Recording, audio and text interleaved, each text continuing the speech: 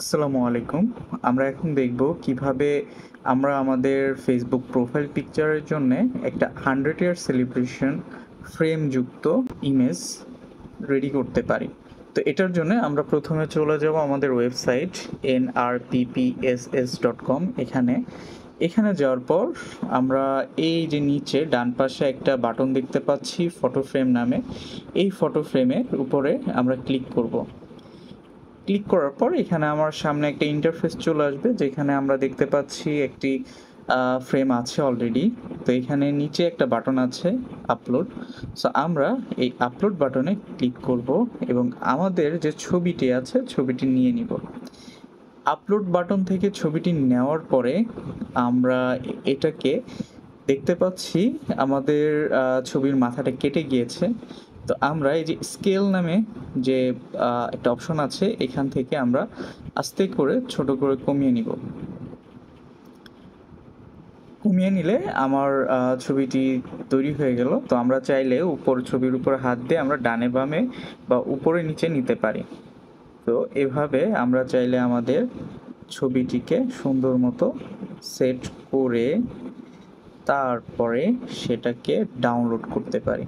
তো এখানে আমাদের কিছু মোড রয়েছে, যেমন ফিট। এটা ক্লিক করলে হচ্ছে আমার পুরো ইমেজটার পজিশনে চলে আসবে, বাট আমরা সবসময় ফিল নিব। ফিল নিয়ে আমরা স্কেলিংটা একটু ছোট করে দিব।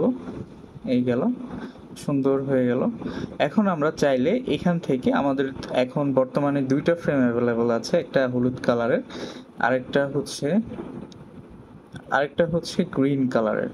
তো আমরা হচ্ছে গ্রিন কালারেরটা যখন সিলেক্ট করব তখন আমরা দেখতে পাচ্ছি আমাদের ছবিটা গ্রিন কালারের মধ্যে চলে আসতেছে।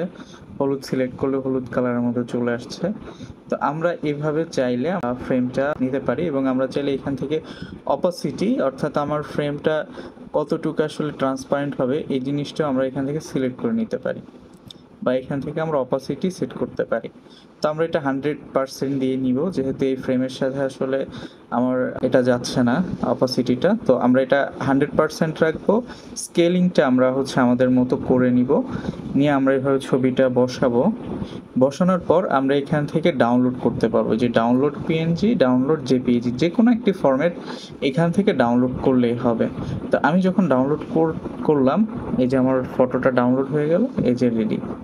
তো আমরা চাইলে এটা পরবর্তীতে আমাদের ফেসবুকে ব্যবহার করতে পারবো। এখন এই যে গ্রিনের জন্য করতেছি, গ্রিনটা ক্লিক করলাম, এখন ডাউনলোড দিলাম, এই যে আমার ছবিটা রেডি হয়ে গেল। আমরা যদি ডাউনলোড জেপিইজি দেই তাও হচ্ছে ডাউনলোড হবে। এই ডাউনলোড হয়ে গেল, এই যে।